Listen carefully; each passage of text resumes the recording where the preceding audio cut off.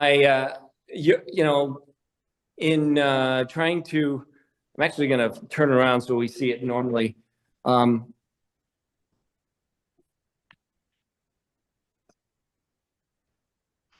it looks popping in this room, I'm telling you. It looks really good. I was going to put these on a little pedestal.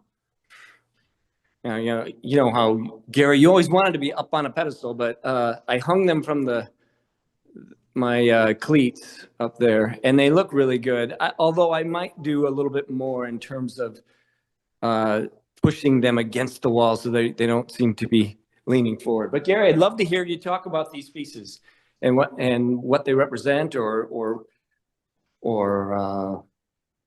how you did it, that kind of stuff. So. Well, I have to admit, I was kind of shocked with such a specific request for a show to, as soon as I saw the call, I went, oh, I know exactly what two pieces I have. I've already made them. I mean, they're done. And that sort of shocked me. The one we're looking at right now is called Self-Portrait or the Winter of My Discontent. And this piece came about one night. My wife came home from somewhere and I said, I'm like totally depressed. I am mad about everything that's going on in the world. I can't stand this. So I've decided to make a piece of art about my despair. So I forced her to take a photo of me. And then I started to work on it. I had this sled all along as an assemblage artist. The artist with the most junk wins, and I have a basement full of stuff. So I knew at some point I wanted to use this sled, and I decided to use it for this particular piece. And this may show how slightly dense I am because it wasn't well into the process till suddenly I realized, oh my God, it's Rosebud. I'm a huge movie fan. I should have figured out Citizen Kane right away when I grabbed the sled, but so that's when I dragged out the roses from my collage collection, and it became this sort of tragic piece about my depression. You may think that I'm actually a cheerful and happy man, but as you can imagine, from pretty much started with COVID and then everything else that's going on in the world, I just got to the point where I was down. Well, I think And I that's, made a piece of art, and now I'm up again. So there you go.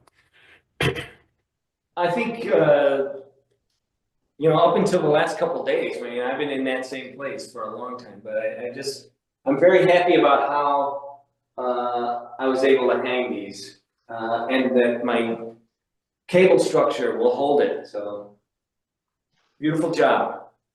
Thank you. Yeah, I mean, the real problem with doing assemblage is, it's all well and good to make it. It's a whole nother thing to display it, or God forbid you have to ship it.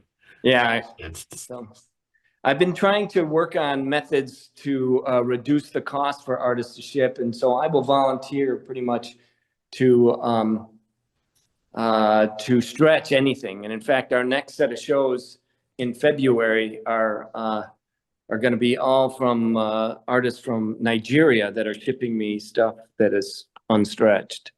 Hey, Mike, Yes.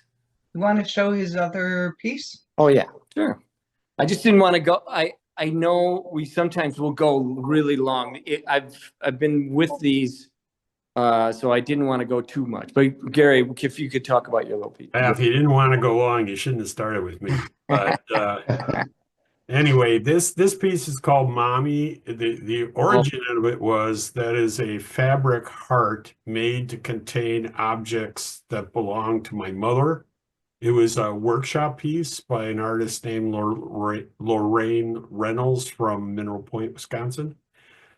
And I had the heart, and my mother's stuff was in it, so it was rather precious to me. So I decided at some point, rather than just set it aside, I would actually build an assemblage. And I believe that photo on the top is the first photo of me. Wow. So, there you go. There's little tiny me, little mini me. Very cool. Yeah.